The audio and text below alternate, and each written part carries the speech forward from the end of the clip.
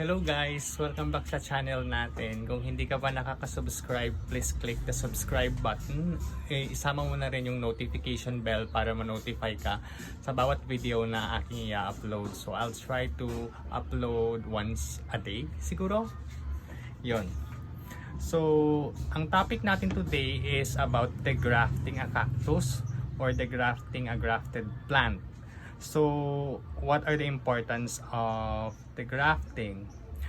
Una is kung yung RS is super weak or minsan kasi pag nakakabili tayo ng mga RS na maliliit yung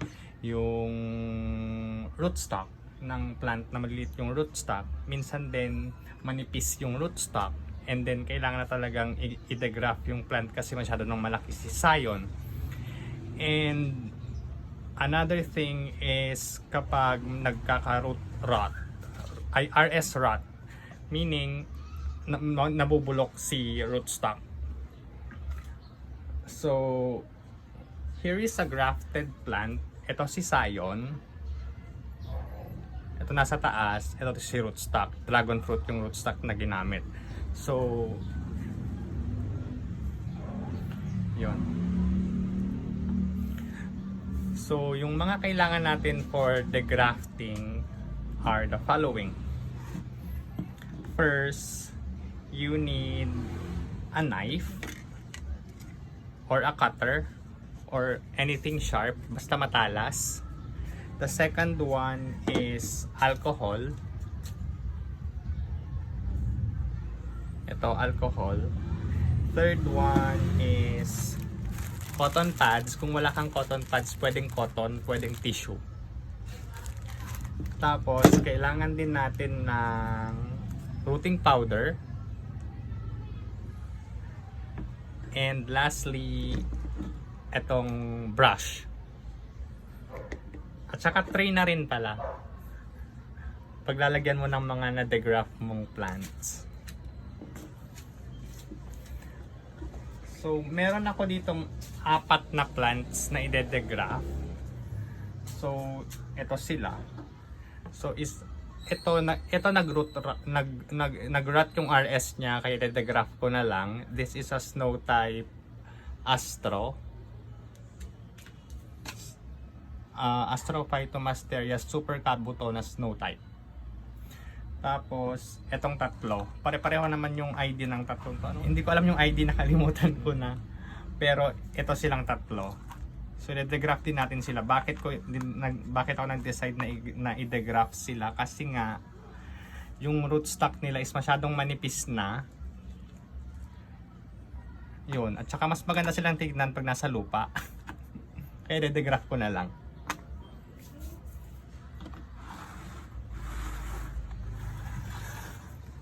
So, let's start. Ang una natin gagawin is kumuha tayo ng yung cotton pads and then lalagyan natin siya ng alcohol kasi i-disinfect natin yung knife or yung cutter natin na gagamitin.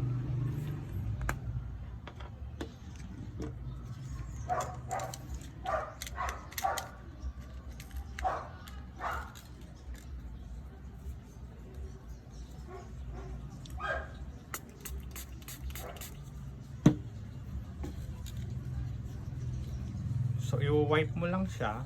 Basta disinfect lang.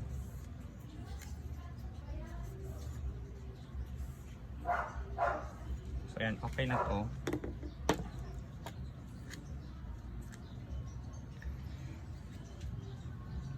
And then, measure an inch. Doon mo siya ikakat. Sa akin, I prefer 1 inch. Pero yung iba mas maikli. Yung iba rin naman mas mahaba. Yung prefer nila. Ako 1 inch lang.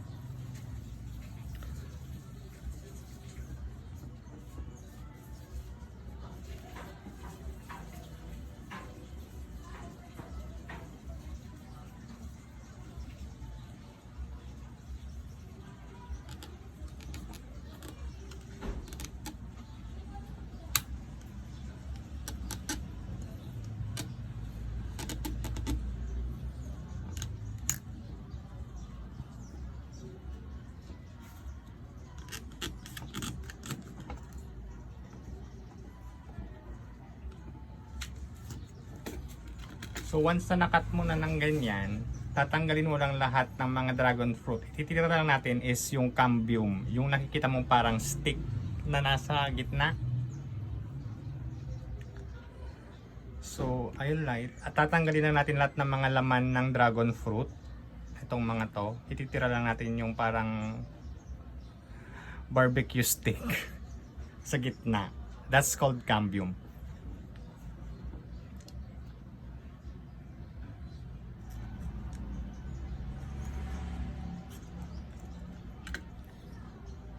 So ingat lang tayo na masugatan natin yung itong labas ng dinedegraph mong plant.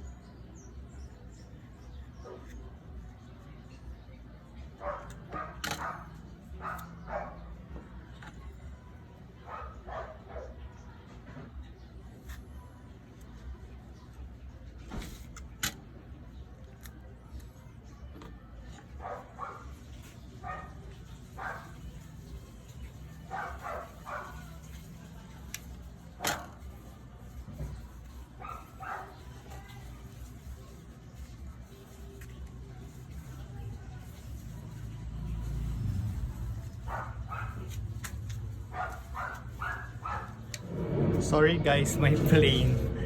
Malapit kami kasi sa airport. Parang siguro mga 10 minutes na drive. Nasa airport ka na. Kaya laging may plane ang dumadaan or na tumatawid sa taas. So, okay na ako sa ganito. Kontento na ako sa ganito kalinis. So, once you're done, siyempre nasugat na siya and everything. So ang gagawin mo na is kukunin mo si rooting powder saka si brush mo and then mag-apply ka na ng rooting powder agad-agad na. And then let's proceed to the next plant. So ang gagawin ko na is mag-apply ng rooting powder. So I'm gonna open this one. Ito.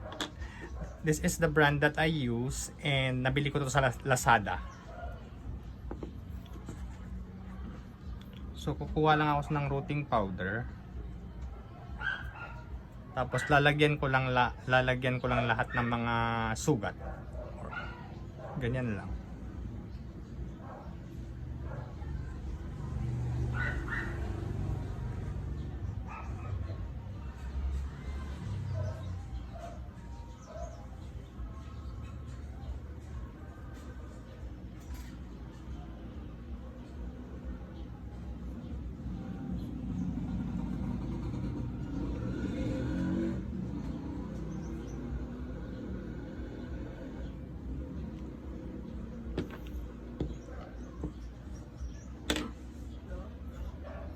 So yan, tapos na tayo dito sa first plant. So I'll set it aside dito lang sa my tray.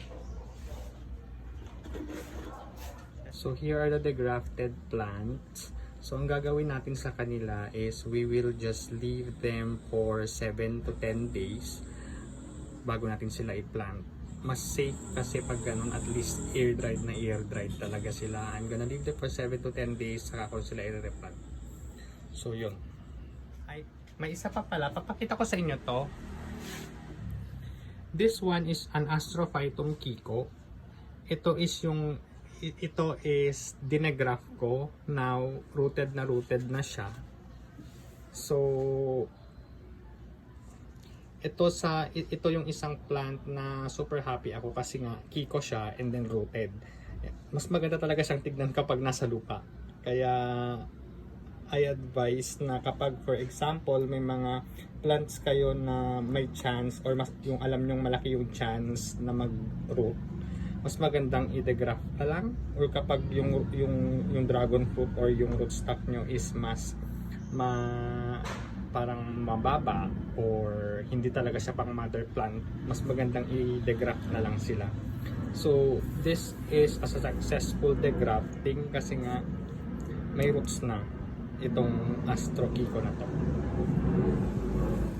Okay, so ngayon naman is the 7th day. Oo, ika-7th day since nagdegraft ako. So ito na yung mga plants na mga dinegraft ko.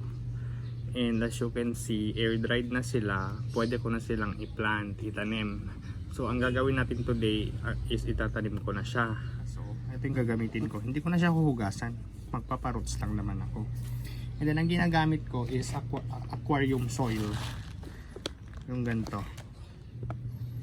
Nakuha ko siya kay ayan, the Succulent Haven. So ito yung ginagamit kong pagparoots. Kasi nga trinay ko na ang Akadama. Trinay ko na rin ang normal soil. Tapos trinay ko si aquarium soil. Nagparot ako ng mga pops. Mas mabilis mag-roots talaga sa may aquarium soil. And then may isa akong dinegraph. Pinarot ko sa aquarium soil. Yung kiko na dinegraph ko is nag-root na siya after a week. So magandang gamitin to kapag nag-degraph ka and then magpaparot ka ng mga pops or anything na cutting. Tapos magpaparot ka. So I have here also pumice. Ang gagawin ko dun sa pumice is ilalagay ko sa ilalim nito kasi nga medyo maliliit yung aquarium soil, lumulusot sila sa paso. Wala akong mesh na available, so ganun na lang yung gagawin ko. So maglalagay lang ako ng pumice dito.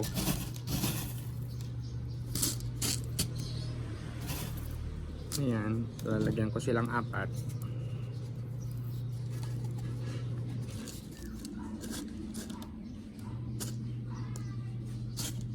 So ganyan lang kadaming nilalagay ko. Yung at least pa-cover lang yung mga butas ng paso. At least tong pumice kasi medyo mas malalaki sa kasi nga ito yung munggo size and may mga nakakalong I think corn size dito. Kaya medyo malalaki. So pwede siyang pangtakip dun sa mga butas ng paso na gagamitin ko. Since magpaparot nga lang ako. So ay sakto lang naman to. Ganyan. Ganyan siya. Ganyan siya kalaki. This is a 2.5 inch pot. So kukunin ko na si aqua soil. Then maglalagay lang ulit ako sa paso. Hindi ko siya masyadong pupunuin hanggang dito lang sa may line ng paso. Nandito lang.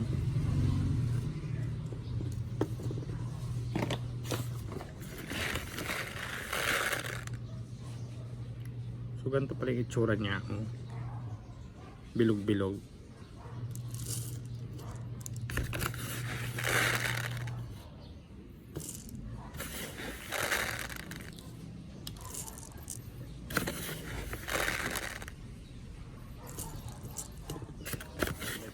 Gawin muna natin itong si Astro na super kabuto na snow type. So ito, since may ganyan siya, patong mo lang siya.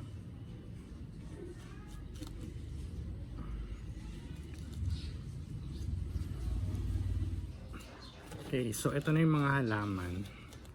Ang gagawin ko na is I'm gonna put them on a bright shaded area. Hindi muna ako magdidilig for a week. And then after a week, magdidilig ako pero sa gilid lang ng paso para ma-induce yung pag-produce ng roots ng ating mga dinegraph. So mag-update na lang ako sa next video or sa next vlog kung may roots na sila. And yon, so ilalagay ko na sila ngayon sa may bright shaded area. So thank you so much for watching this vlog. I hope you learned something new today. And bye bye. Salamat po.